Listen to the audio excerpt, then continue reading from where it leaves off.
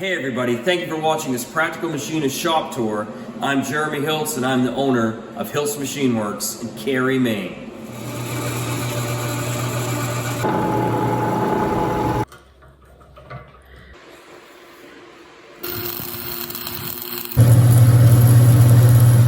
So before we get started, I just want to thank Practical Machinists for featuring my shop, Hiltz Machine Works, on their YouTube channel. I've watched all the other shop tours and it's been really fun to see what other people are doing in the industry. So a little bit about myself. I grew up around machining. My dad was a tool and die machinist. In high school, I went to a precision machining vocational program, and after that, I graduated in 2003 from Central Maine Technical College's precision machining program. I also apprenticed under a good friend of mine, Steve Daniel, at Daniel's Machine Shop in Augusta, Maine, and that's really where I learned all the foundations of this trade. My wife and I moved to Aroostook County 8 years ago. We bought a 40-acre homestead here, and the goal was always to be able to work from home on our property. So I started machining out of my attached garage and just picked up jobs here and there and began to grow a business. And I put up this building 2 years ago, expanded to what we're going to see today. I focus on 3 areas at Hiltz Machine Works. The first is in the repair work industry. Cary, Maine has only 200 full-time residents, and I live in the largest county east of the Mississippi. There's only 60,000 people who live here, so it's a very sparsely populated area. However, Aroostook County is big farm country. There are potato farms everywhere, and there's also a big forest products industry all throughout Aroostook County. So there's a big need for repair work. That's my #1 source of jobs here at Hiltz Machine Works. Second is in the Powersports applications, ATVs, snowmobiles, side-by-sides, all kinds of recreational vehicles. There's over 2,000 miles of trails in Aroostook County alone, and it draws people from all over the world to come here and recreate. So I focus on that industry. And then thirdly, what started off as a hobby for me when I was just a teenager, air-cooled Volkswagen, has been something that I've targeted as a business. And they always say you should take your hobbies and turn them into businesses, and that's what I tried to do. Now that you know a little bit about my background, let's start by taking a look in the shop, and we'll take a look at all the machines that I have, and you can see some things that I've been doing. As we head over to the machines, remember you can contact me at any time at hiltzmachine.com. I'm also on LinkedIn, Facebook, and Instagram. And I have a YouTube channel, Maine Machinist. I encourage you to go there and to subscribe to see what we're doing here in the shop and on some personal projects. Why don't we start right here? This is my 1955 Logan 6560 lathe. And this is the main lathe that I use here at Hiltz Machine Works. I have a lot of accessories for this lathe. I have a variety of chucks for the lathe. I have a drive plate. I have a large face plate for the lathe.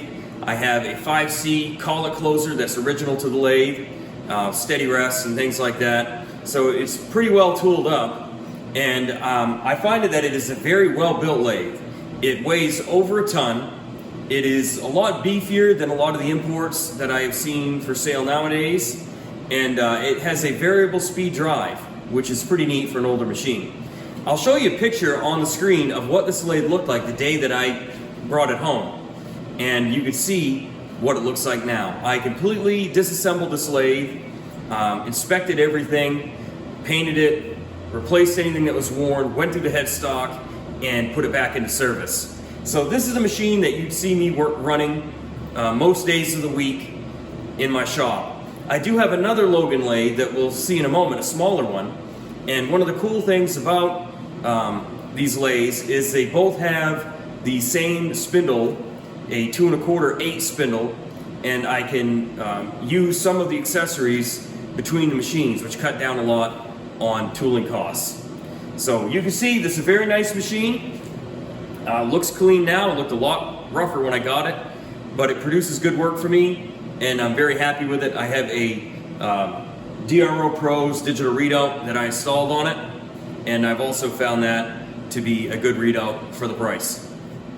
This is my 1985 Series 1 Bridgeport milling machine. This is the only knee mill that I have currently at Hiltz Machine Works, although I'm thinking about adding another one soon because of business growing. I use this machine for just about everything that I do here. I bore cylinders on this for ATV, snowmobile, small engine stuff, and then I finish hone it on the Sun and Honing machine that you'll see in a few moments. I have a lot of cool tooling for this machine, including a wall hopter, automatic boring and facing head, which I use on air-cooled Volkswagen cylinder heads and for other tasks, and I'll show you that in just a moment. But one of the things I found profitable here for me at Hiltz Machine Works is repair work for the hobby and home machinist markets. And you can see here a video now that's playing of me using the wall hopter head to modify a lathe faceplate for a customer. And I found that a lot of people in the hobby and home world are buying machine tools, bringing them home, and then they find out that there's problems with the machine that they weren't able to evaluate before they purchased it, and they're in over their head and they need repair work done to the machine. One of the customers that I built a relationship with recently sent me the entire cross slide from their lathe, and I did some repair work on that, was able to make a replacement part, and I sent it back to him. So there's a lot of work out there for repair work industry within machine tools themselves, as more and more people have a renewed interest in manual machining. This is the wall hopter UPA3 that I mentioned a moment ago.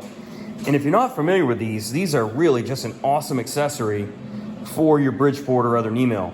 And what this is like a regular boring head.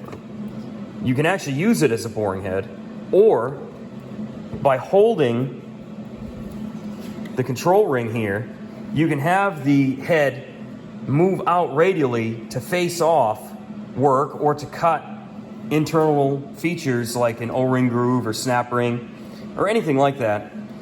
If you're using it on a horizontal boring mill, you can actually thread with it and do other things. I don't have a horizontal boring mill here, but a good friend of mine does at another shop, and it's amazing what can be done with these kind of heads. This is something that some of you might find interesting. This is a Peter Wright anvil that I got from a farm here in Maine near my house.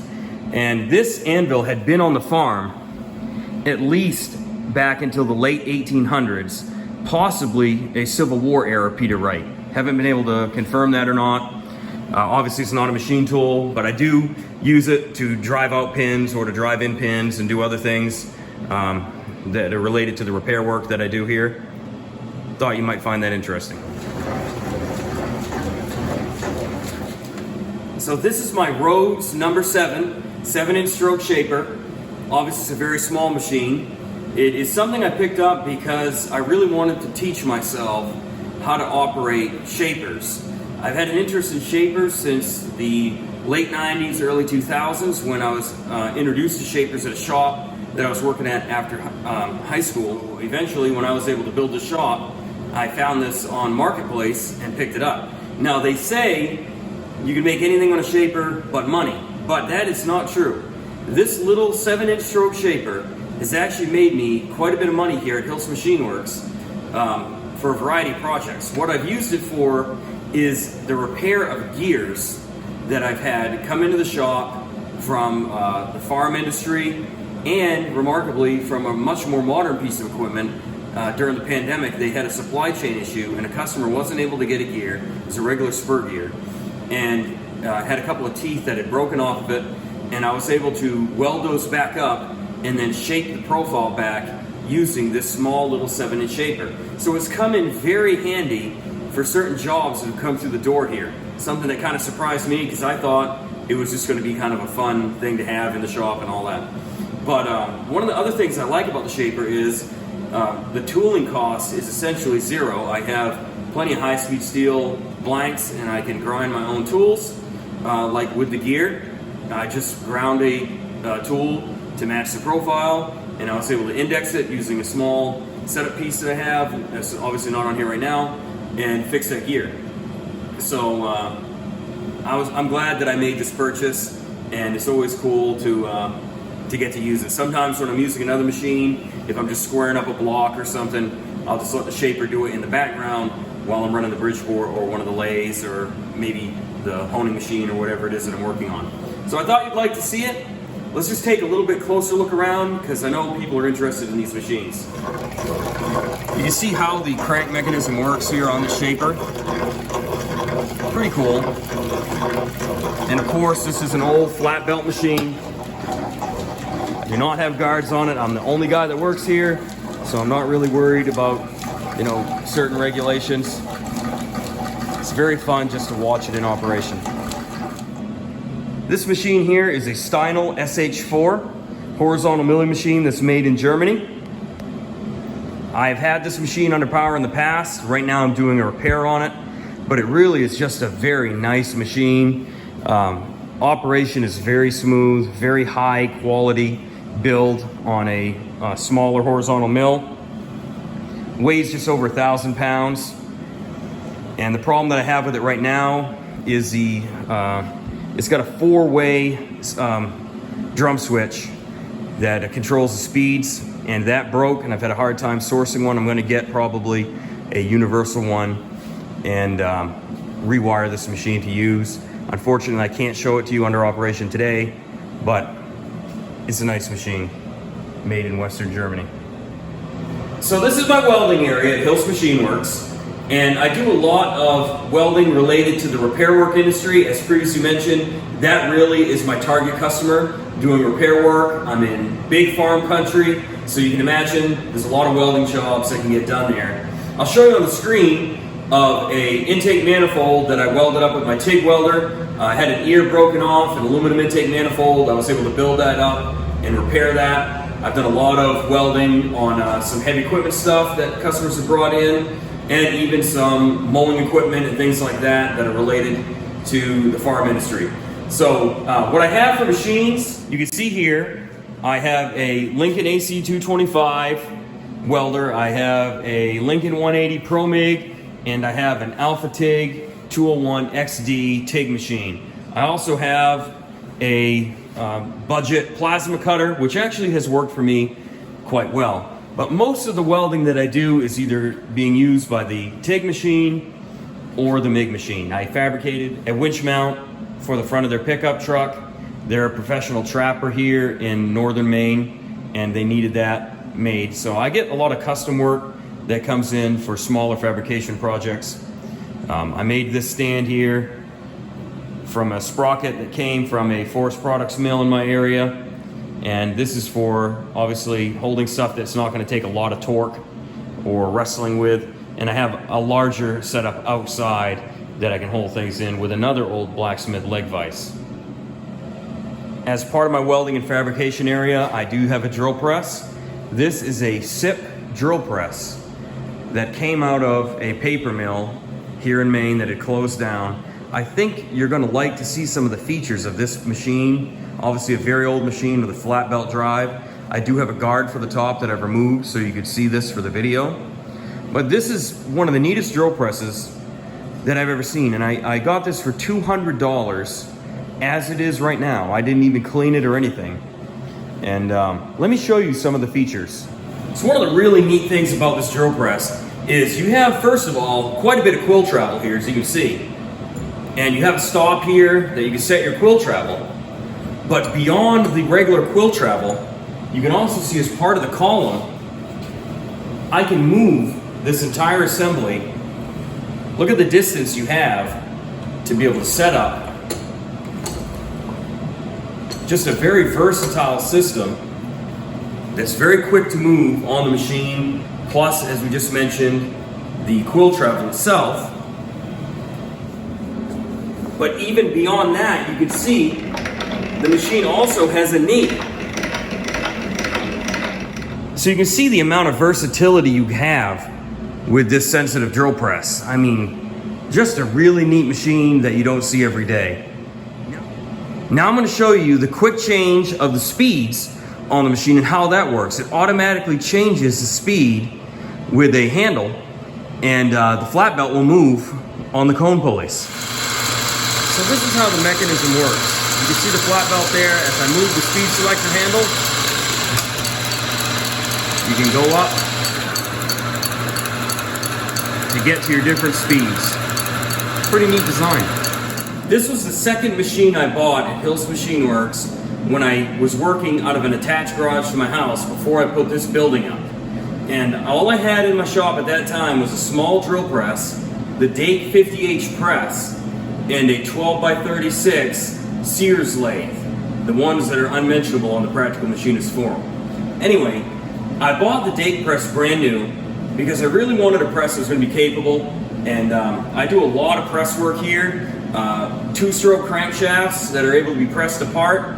I use plates like this that I made to support the crank webs, and most of the cranks can easily fit down in between on this press here. This table can be moved up and down, supported by these pins. The head can move the entire width of the press, and it's 50 ton, which does just about anything that I'm going to be doing in here. Just overall a really great machine. I've been extremely happy with this. One of the other cool features is on the ram, you get a lot of travel here of a screw type ram, and take these off. You can make very easy to make whatever size shape you want instead of having to use pins all the time. If you're doing a repeat job, it's easy to make a piece that can go up on here on the ram, and you're all set. This rocking chair is here for when my wife wants to come on and visit. I also have a Greenard number 3 arbor press that gets a lot of use in here. Do a fair amount of broaching of smaller stuff on that press, and just a really nice arbor press. And lastly, I have a Greenard number 1 press for smaller press work. Between these 3 presses, I can accomplish most of what I want to do here, although I am looking for a ratcheting arbor press made by Greenard, maybe a 5 or larger with a base. Currently have 2 surface grinders at Hiltz Machine Works, although the Dual is for sale. The Dual is a 6x12 machine. This is the first surface grinder that I bought when I first opened my shop. And then I moved up to this abrasive number 1.5, which is a 10x15 surface grinder. This one is a really nice machine, very heavy base. This is a very heavy duty surface grinder. And I use this for making some of my own setup pieces. I made a custom set of parallels that fit inside a Volkswagen air-cooled cylinder head so that I can support the combustion chamber side on the parallel while I do machine work on the opposite side for fly cutting. And just use this for a lot of different stuff that comes in. I think it's one of the things that you're going to have in a machine shop. If you're going to be a manual machinist in the repair work industry, you just need a surface grinder for your own personal use. This is a SIPP valve face grinding machine. I use this from time to time here at Hiltz Machine Works on older Automotive and some Powersports applications. And so from time to time, I get work sent down from a local Powersports place asking me to grind either valve faces or valve seats. Inside the cabinet down below, I have pilots for doing valve seats. I have metric and imperial sizes. I have an original SIPP valve grinding attachment for the seats, and a lot of accessories for it that came with the machine when I got it. And I have a wide variety of stones for grinding different types of seats and valve faces. Since we're right here, I'll show you this engine stand that I have. This is specifically for air-cooled Volkswagen, one of my target markets. And I have here is a stand with a bell housing that came off an air-cooled Volkswagen transaxle, so I can bench start those engines in my shop if I want to. Continuing with the automotive and power sports application section of my shop, I do have a lapping plate here. This is a precision lapping plate that I recently had resurfaced by my friend Steve, who I mentioned earlier. And I do a lot of lapping in here on aluminum parts, things like timing covers or anything like that that may be warped, that are not as easily set up on a milling machine to fly cut. I can lap them in, and actually lapping them in produces a better finish and a lot of times more flat than I could do in the mill anyways. So that's something that gets quite a bit of work. As a side note, while I'm down here in this area, I'll show you this Burke number 3 horizontal mill that I recently picked up. Obviously this is more of a toy than anything that I'm going to use in here in a professional setting. But the goal of buying this machine is I'm going to kind of restore this machine. I'm going to do a series on it on my YouTube channel where I do a lot of repair work on machine tools. And what I'm going to do is I'm hoping that I have a few sons who are interested in this trade, and I'm going to start them off on my smaller Logan lathe and on this small horizontal mill to kind of get them the basics of manual machining before they move up to my larger machines. So that was the goal of purchasing this one. Not something that I'm going to use in a professional setting very often, but could be real handy in raising up the next generation of machinists. So this is my sun and honing machine, and it's an older rod honing style machine. I use this not to do a lot of rod reconditioning, but to use a variety of different mandrels, to do 2-stroke cylinders and 4-stroke cylinders that have cast iron bore.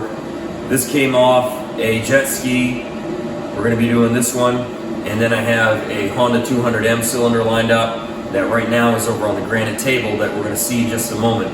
But like I said, I just have a variety of different mandrel sizes, and they can be used not only for engine cylinder applications, but Sun has stones that you can hone just about anything with. You know, anything that you can manually stroke on this machine, you can hone with. So this is an important part of the shop, because anything back at the Bridgeport that gets bored out gets finish honed over here on the Sun and Hone. So turning from the hone, I just have a little workstation back here, and I have a 3D printer here. It's a Flash Forge Finder, just an entry-level 3D printer, and I've used that to print holders for my AX8 tool posts, accessories that we're going to see on the Logan 922 lathe when we get around to there. And it's just something that I wanted to get into to try for myself. And if I decide that I like 3D printing, I'm going to upgrade to a better model, especially if it's something that I find that I can use, you know, to make money in my shop. I have an ultrasonic cleaner right here. I use this a lot for carburetor parts and other small parts, rocker assemblies and stuff like that off engines. I find that it works really well. And I got a little homemade anvil out of railroad track. I have a blast cabinet here at the shop. I do some soda blasting and sandblasting here at Hiltz Machine Works. Again, if I have a set of heads that come in, first thing I'm going to do is start cleaning those up. I'm going to put them in there. I like to be able to soda blast for aluminum stuff so that I'm not damaging anything. And sandblasting is always good for, you know, a heavier duty kind of an application. This is just a cheap blast cabinet. I'm sure you can see where it came from. And I have a tool cutter grinder and a bunch of accessories for that, and those the containers behind it. This is an old German machine. I got this machine from a friend of mine named Tony with Quality Machine Tool in Wiscasset, Maine. He was very generous that he gave me this tool cutter grinder when I opened my shop. I'm going to show you guys both of my surface plates. So this is my large surface plate, and this is big enough that I can put anything on here that fits on any of the machines I have in the shop. So I think that was important, to get a surface plate that, you know, if it can fit on the Bridgeport table, it can also be over here, and you know, it can accommodate any work that can fit on the Bridgeport table. So right now I have a Honda 200M cylinder head sitting here, and we're going to be doing a valve. We're going to grind the seats on this, and I was just checking to make sure that the head wasn't warped, which it wasn't. And the actual cylinder, I told you guys I'm going to show you that. That's back over in the welding area. Right now, sitting right here. So that's going to be getting bored and honed as well. But with the surface plate, of course, I have accessories for that. You can see that I have a couple of height gauges here, and I do a lot of layout work in this shop. When we go over my toolbox, I'll show you some of my layout tools, but I'm using a lot of Dykem in here, a lot of layout for things that come into here, especially anything that comes in from the forest products industry world, where I might be duplicating a part, or I might be welding something up and then turning it back down or anything like that. I do a lot. I utilize layout, very old-fashioned layout techniques in a lot of that work. So the surface plate comes in handy, especially with the height gauges and whatnot. I have a Mitutoyo dial bore gauge that's graduated in tenths for doing my cylinders. Of course, I've got gauge block sets, I've got gauge pins, and a master stair at level in the box in the back there that you can see. So this is, I'm using these all the time, especially checking valve guides and stuff. It's handy to have gauge pins to use as a kind of as a go and no-go set. And of course, you can find all kinds of uses for that kind of stuff. So we're back over here now towards the Bridgeport, and let's turn to my toolbox area. This is my main toolbox area for machinist tools. You probably saw when we were looking at the fabrication area, which is behind me, I had a roll around chest there that's all just hand tools and clamps and stuff like that. I didn't want to bore you guys showing you that kind of stuff. But this chest here is a Sears branded chest, I believe, that was made by Kennedy. This is pretty old. My dad bought this when he entered the trade before I was even born. My dad retired as a machinist. He was a tool and die machinist with Cooper Industries for many years. He was a part owner in a company, and then he ended his career at Bath Iron Works in Maine. And he gave me this, which is pretty special when he did. I use rule clamps quite a bit. I do a fair amount of key seats in here, so I utilize that for layout purposes. You know, I've tried to keep better quality tools, trying to stick with Starrett and Brown & Sharp and other brands. I don't have all my stuff is not super high notch, but I've got other mics in here and depth mics, different indicators, stuff like that. A lot of my indicators that I got were from family members who were in the trade. My dad here had some dial indicators and test indicators that he gave me, and Nelson Charette is another relative when he was a millwright. One thing over here I wanted to show you that I have is I do have a Blue M furnace. I can do, you know, if it's something small, I want to make my own set of parallels or whatever, I can use this for heat treating, but you know, it's very small stuff, nothing big, but that's handy to have in this shop. Finally, I'll just show you a couple things I have here. I do have a carbide grinder. That comes in handy if I'm touching up any brazed on or cemented carbide tools. And I've got a chamfer tool here, and you can see there's a pantograph down there. So again, anything like this that I can add to my shop, gotta have a radio and a TV, I guess, but anything I can add that adds functionality to Hiltz Machine Works, I've gone ahead and done it. I have a cheapy parts washer, and we're back to the fabrication area. Let's end our tour with another Logan lathe. This is a Logan 922 11x36 lathe.